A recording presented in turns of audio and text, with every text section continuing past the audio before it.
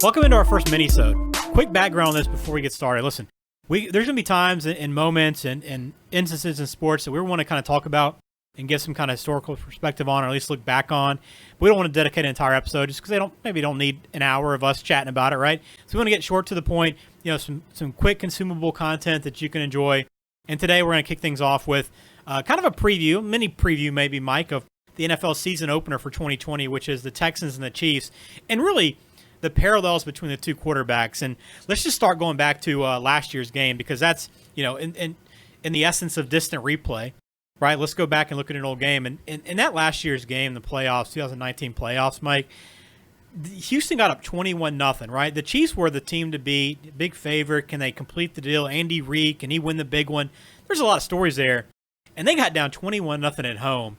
I mean, at that point, what are you thinking? Oof, I can't imagine what a Chiefs fan was thinking. But, you think back to the NFL, Ben, and the league is built on quarterback and team rivalries, right? We just came off of one of the best ones in the sport's history in Peyton Manning and Tom Brady, right? Not so far in the distant past. And what their rivalry was built on was classic games. And I have a feeling we might have gotten our first classic Patrick Mahomes, Deshaun Watson classic game last year in the divisional round. If you remember, the Texans got out to a 24-0 lead, and all Patrick Mahomes did was go on a 51-7 run, leading the Chiefs to a 51-31 win, and they then advanced to the AFC Championship game, and the rest is history, as they say. But these are two up-and-coming quarterbacks, almost the same exact age. They're only 3 days apart in age. That could set up to be the AFC quarterback rivalry for the next decade, because remember, they're only 24 years old. Yeah, and I always think of Watson as being an older quarterback than Mahomes, maybe just because he was playing essentially from day one, and Mahomes really just kind of busted out over the last couple of years. But, yeah, you look at that matchup last year, 388 and 2 touchdowns for Watson, 321 and 5 touchdowns for Mahomes. And they played earlier in the season, too. Watson got the first victory in that matchup. They beat KC in the regular season. And I think you're right. I mean, when you look at these two guys, college-wise, I mean, I think everybody thinks Watson first, right, because of what he accomplished at Clemson, beating Alabama, a special player. If you watched him play, you knew this guy's got that it factor that you need in a quarterback that can win you games he's probably not supposed to. But Mahomes on the other side was going out and breaking all kinds of NCAA records. We just thought at the time, or at least I'll speak for myself, I thought at the time, this guy's just a Texas Tech system quarterback. He's not going to do anything at the next level. Yeah, I think a lot of people thought that. I mean, look at this. Mahomes lasted till pick number 10 in the draft. The Chiefs traded up, I believe, from either 29 to from number 29 to number 10 to take him at number 10, picking him shortly after the Texans picked Watson at 7.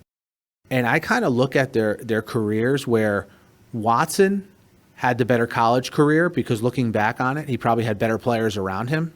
And I think Mahomes has gotten off to the better start to his professional career, in part because he's brilliant, but it doesn't hurt that he probably has a better coach and surrounding roster in place to sort of aid him in the beginning of his career, where Watson sort of had to improvise and sort of do things on his own, much like Mahomes had to do in college. So I think there's some parallels there. Yeah, I think that's fair. I mean, you look back to Mahomes, he did set 2 NCAA records. Single game yards passing, 734 versus Oklahoma in 2016. That same game, he had 819 total yards of offense, which was a single game record as well. So, you saw flashes of it right there, but what he's done in the NFL has been a different level. I mean, most touchdown, like I can't go through all of his records, but just a couple. Most touchdown passes the first 2 games of the season, first 3 games of the season, first 3 career games, first 8 career games. I mean, the list goes on and on. When he got the opportunity, he jumped at it. And I think you're right. I mean, I think there's that argument that this could be the budding rivalry. I mean, it feels like Watson's around for more than 3 years to me. I don't know if it does for you,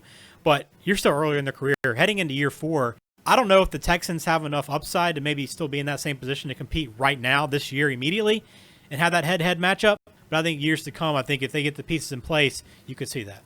I think people thought the same thing about the Texans last year, though, as far as their, some of the trades they made in the preseason and would it affect their overall win-loss record and their ability to make the playoffs. But, they made the playoffs last year. Deshaun Watson got his first playoff win at home against the Bills. And their careers, I mean, it's crazy. Like, Their first year in the league, Mahomes only started 1 game. Watson only started 6 or 7 games. They both burst on the scene in 2018, with Mahomes having an absolute lights out 50 touchdown season, but with Watson having a very strong season and bursting on the scene himself. And then last year, if you look at their stats, they were virtually the same, because if you remember, Mahomes missed a couple games. They both threw for the same amount of touchdowns. They both threw, I think Mahomes threw for like 300 or 400 more yards, and their passer ratings were similar. But obviously, you have the run that Mahomes goes on here in the playoffs sort of brings him to a different sort of stratosphere, right? He becomes the highest paid quarterback in the league in the offseason, and Deshaun Watson, 24, up and coming, a lot of promise, gets a contract extension the other day and makes him now the second highest paid quarterback in the league. And I'm talking about average annual salary when I talk about first highest and second highest paid quarterbacks in the league. So just so many similarities between these two. And I think it's just the tip of the iceberg. I agree. And I'm looking forward to the season opener for the NFL. I mean, what do you think this year has in store for these two guys?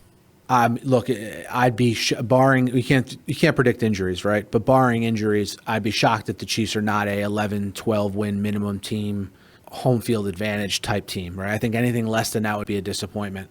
I can't wait to see what Deshaun Watson does with the likes of Brandon Cooks and Will Fuller as his main options. I think he really needs a resurgence of David Johnson. We'll see if David Johnson has anything left in the tank. We'll see if these personnel moves that Bill O'Brien has made, some very bold ones over the last couple of years, we'll see how they pay off. I think you're going to have a situation where if Watson has a great year, he'll be front and center in the MVP talk because the expectations of his roster are less going into the season. Good breakdown, Mike, and we'll do more of these mini-sodes as we move on. Again, big moments in sports, giving them some historical context to them. Also looking back at some days in history. Really just kind of more content, really kind of ramping it up a little bit. And there's just so much to talk about in sports. We enjoy doing it both. So these mini-sodes will kind of serve that. But again, our episodes won't change. Still going to focus on games as they aired originally. Going back and reliving those. We'll do that. Again, another game coming up here very soon. Got a lot of college football coming up we're going to talk about. And also going back through documentaries. If you missed our last one on the scheme, highly recommend you go back and, watch the documentary. Check out our conversation of it, and we'd love to hear your thoughts. You can share them with us on Twitter, share them with us on Instagram, comment on YouTube as well. And please, as always, subscribe and leave us a review on Apple Podcasts or whatever podcasting app you choose to use. And you can also find us at distantreplaypodcast.com. All right, Mike, first mini-sode in the book, man. Appreciate it. We'll talk again soon. Talk soon.